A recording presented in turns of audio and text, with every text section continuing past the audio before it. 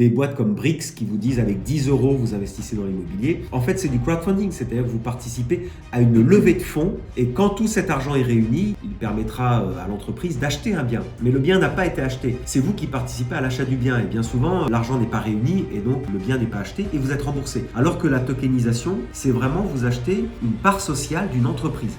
Et cette entreprise possède déjà le bien immobilier. Comment avoir accès à la propriété quand on n'a plus l'occasion d'avoir un crédit, quand on ne peut plus accéder au crédit? Benjamin, je me demande vraiment comment font les gens aujourd'hui. On sait que l'accès au crédit est devenu très très difficile, que les critères se sont vraiment resserrés, que les taux d'intérêt ont augmenté, qu'on vit dans un monde où on est tous freelance, et Dieu sait que quand on est freelance et qu'on arrive dans une banque, eh bien on n'est pas bien accueilli. Donc quelles sont les alternatives qui s'offrent aux gens pour avoir accès à la propriété? Claudia, tu as entendu parler de la tokenisation de l'immobilier quand même. Moi j'ai entendu parler, mais nos auditeurs peut-être pas. Donc peut-être qu'on peut détailler, peut-être qu'on peut expliquer. Ouais, dans tokenisation, il y a token. Alors, en fait, token, c'est une crypto-monnaie. En fait, l'idée, le principe de base, c'est de créer une crypto-monnaie qui va être adossée à un actif physique, quelque chose du monde réel. Donc, par exemple, pour l'immobilier, c'est un appartement. Et ben, on va représenter la propriété de l'appartement par une crypto-monnaie. On va créer une crypto-monnaie, donc on va créer un token, plus technique, sur une blockchain et ce token va représenter légalement une partie, une fraction de cet appartement. Et c'est ce qu'on appelle la tokenisation de l'immobilier. Ok, donc en quelques mots, vous avez un appartement. Jusqu'à présent, quand vous vouliez avoir accès à la propriété, eh bien, vous étiez obligé d'avoir un apport financier pour pouvoir arriver à la banque et avancer les frais notariaux. Eh bien, aujourd'hui, il y a une alternative qui est qu'il y a un appartement et on le saucissonne, on le fractionne. Et donc, au lieu d'acheter l'appartement en entier, ou la maison, ou l'immeuble, eh bien, vous pouvez acheter une partie. Et l'avantage de ça, évidemment, et ça nous plaît, c'est qu'on bypass l'étape du notaire. C'est-à-dire, imaginez-vous, vous êtes un copain qui vit en Espagne, un autre copain qui vit au Canada, un autre qui vit à Bruxelles et l'autre qui vit en Norvège. Et vous vous dites, chouette, on va acheter une maison ensemble. Vous imaginez les étapes notariales, vous imaginez les process au niveau des banques, c'est infernal. Là, grâce à la tokenisation, vous pourriez tout à fait fractionner la propriété de la maison et acheter une partie, donc de la fraction, via le token. Oui, parce que c'est ça la révolution, elle est que on aurait pu imaginer que l'appartement en entier représente un seul token. À ce moment-là, on retomberait dans les mêmes problèmes, c'est qu'il faut trouver beaucoup d'argent pour acheter un token qui représente un appartement. Mais là, l'intérêt de la blockchain, l'intérêt de la crypto, c'est qu'on peut saucissonner, on peut fractionner autant de fois qu'on veut, autant de chiffres après la virgule, on peut donc fractionner un token.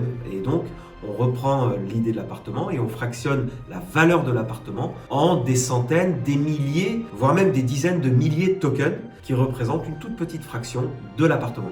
L'avantage de ça aussi, c'est qu'il n'y a plus de limite géographique. C'est-à-dire qu'aujourd'hui, imaginez que vous vouliez acheter une maison aux États-Unis. Ça implique quoi? Ça implique que vous preniez un avion, que vous alliez voir la maison, que vous reveniez, que vous réfléchissiez, puis que vous y retourniez pour la compte, puis vous y retournez pour le notaire, puis vous y retournez pour l'acte. Donc il y a toute une série d'étapes. Là, grâce à la blockchain, il n'y a plus de limite de frontières. Blockchain et versus tokenisation. C'est-à-dire que demain, vous pouvez acheter une fraction d'immeuble aux États-Unis, par exemple. Ce qui paraît tout à fait improbable aujourd'hui. C'est ce que font les premières sociétés de tokenisation d'immobilier. Ça se passe aux États-Unis parce que la loi le permet. Donc techniquement, qu'est-ce qui se passe? L'appartement ou la maison est acheté par une société qui est dédiée à l'achat de cet appartement. C'est-à-dire qu'il est créé une société qui n'a pour seul but de posséder un appartement, donc de posséder, ou une maison, donc de posséder un bien immobilier. Donc une société, une maison. Voilà, et c'est cette société-là qui va être divisée en plusieurs parts sociales. Donc ça, on retrouve le principe des actions en bourse, par exemple. Une entreprise est divisée en parts sociales et on peut acheter une part sociale de l'entreprise.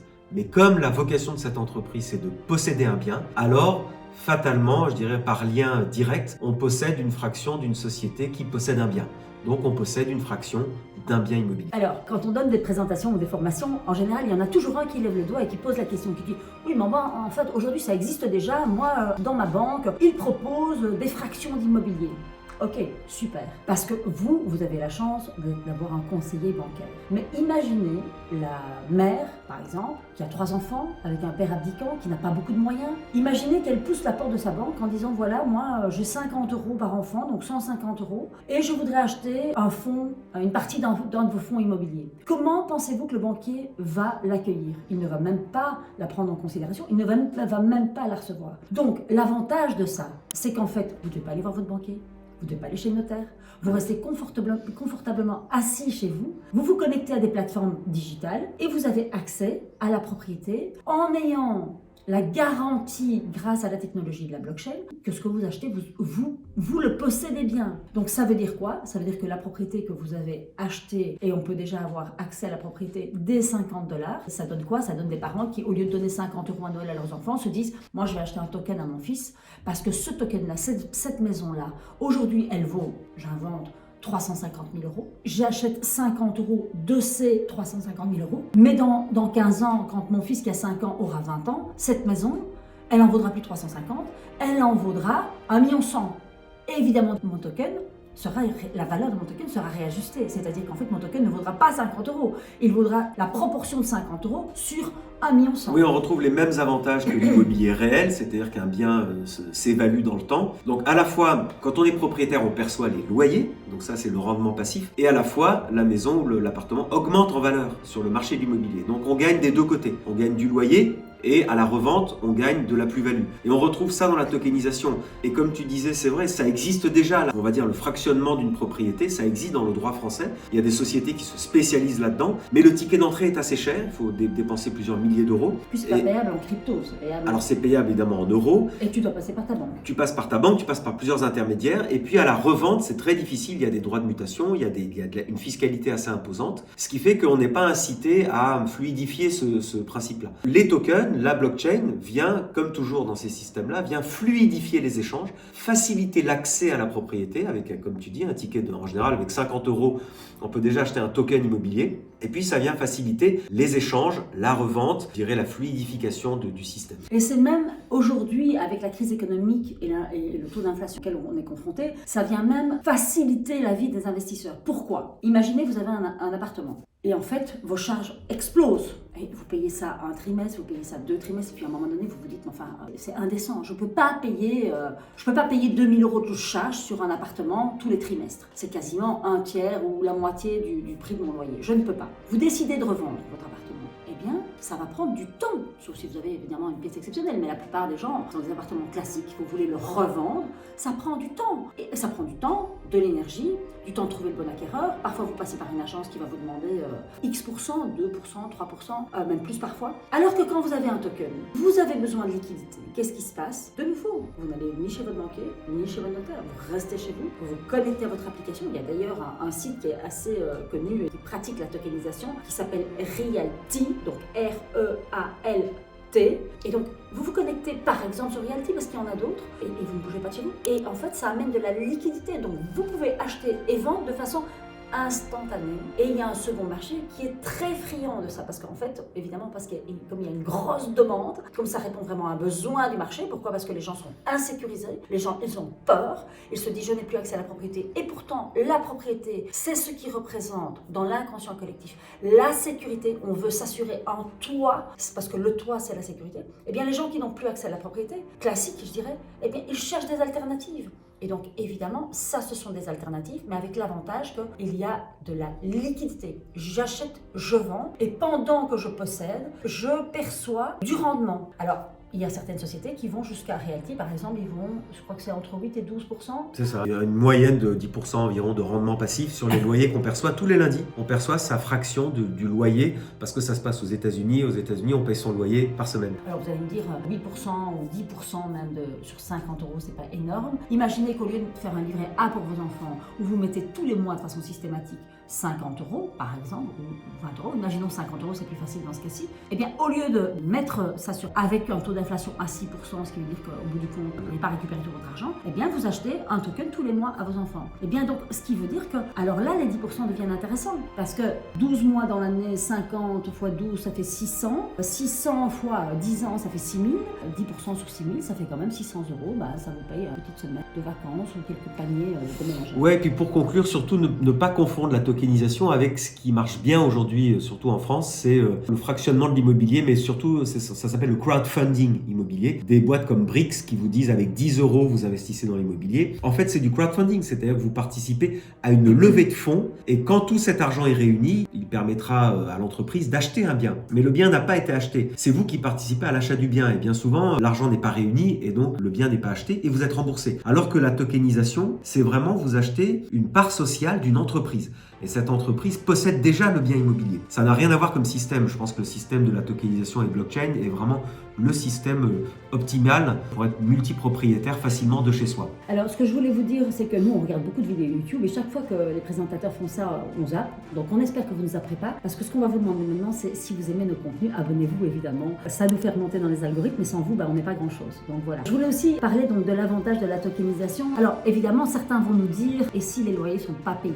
Évidemment, il y a toujours ce risque. Ce n'est pas parce que la propriété est fractionnée qu'il n'y a plus le risque lié à la location. Eh bien, vous imaginez bien que ces boîtes sont hyper bien assurées, hyper bien rodées et qu'en fait les accidents ont été très rares. Je sais que par exemple un jour Realty avait expliqué qu'il y avait un de leurs immeubles qui avait brûlé et en fait ils ont tout simplement prévenu les gens qui ont acheté des tokens en leur disant vous êtes toujours propriétaire, certes l'immeuble a brûlé mais les assurances fonctionnent donc vous n'aurez pas de rendement sur certains laps de temps mais évidemment vous êtes toujours propriétaire, les assurances sont intervenues et ils ont pu récupérer leur argent. Donc je dirais que ça colle à ce qui se passe dans la vraie vie, donc pas de stress. Maintenant, il y a d'autres secteurs où évidemment, et peut-être que ça va vous donner des idées dans vos industries, il y a d'autres secteurs. Par exemple, je prends le secteur de la musique. On sait aujourd'hui que les artistes sont vraiment confrontés à la loi des algorithmes. D'ailleurs, je vous invite à regarder une série sur Netflix qui s'appelle The Playlist, qui est l'histoire de Spotify. Moi, depuis, j'ai résilié mon abonnement Spotify parce que je me suis rendu compte, oui c'est vrai, je me suis rendu compte à quel point la vie des artistes était difficile.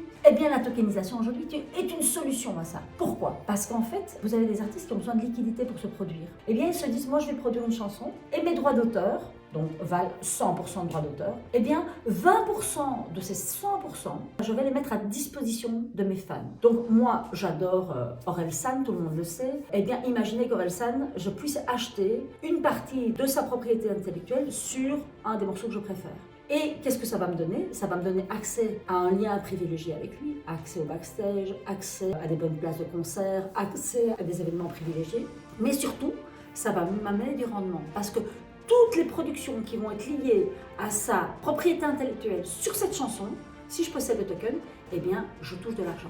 Et donc ça, évidemment, quand j'achète le token, je lui amène de la liquidité. Et c'est une révolution parce que ça permet aux artistes de récupérer de l'autonomie financière et de la liberté financière pour se produire sans devoir passer par un major ou par des gens qui les compressent comme des citrons. Ouais, c'est une révolution incroyable qui est en train d'arriver et qui donne à nouveau du pouvoir aux individus, aux citoyens que nous sommes pour l'immobilier. Ça redonne du pouvoir aux artistes face aux majors, face aux grandes institutions de la musique, face aux distributeurs. Ça redonne du pouvoir vraiment en bas niveau de l'échelle, comme on dit. Et elle est là, cette révolution. Oui.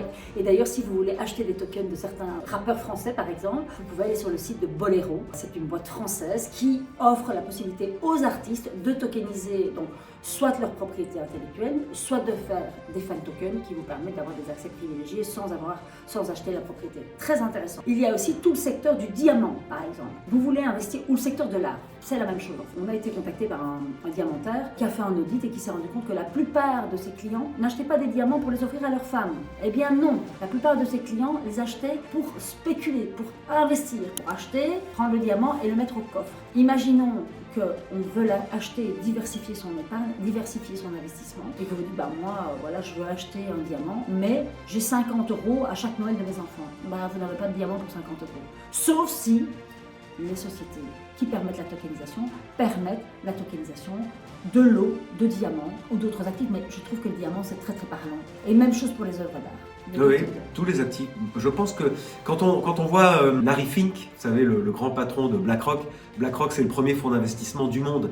C'est des milliers de milliards de dollars d'investissement. Et bien Larry Fink a dit récemment, il a dit qu'on va vivre la plus grande révolution des 10 prochaines années, ça va être la tokenisation de tous les actifs physiques du monde entier, que ce soit les métaux précieux, l'or, l'argent, les actions en bourse, l'immobilier, tout ça va être tokenisé et ça va être quelque chose de très intéressant à suivre. Oui, d'ailleurs, je pense que c'est le CEO de Mastercard a dit le monde entier sera tokenisé. Et il y a tout un article très passionnant là-dessus. Donc peut-être que ça va vous donner des idées dans vos industries de tokeniser pour amener de la liquidité et donner accès aux gens à la propriété de ce que vous vendez. Dieu sait, tout est à imaginer, on vous laisse faire. Si vous avez aimé, n'oubliez pas de liker, n'oubliez pas de commenter, de nous envoyer des mails, de vous abonner à nos podcasts. En tout cas, on vous souhaite une bonne écoute. Merci, à bientôt.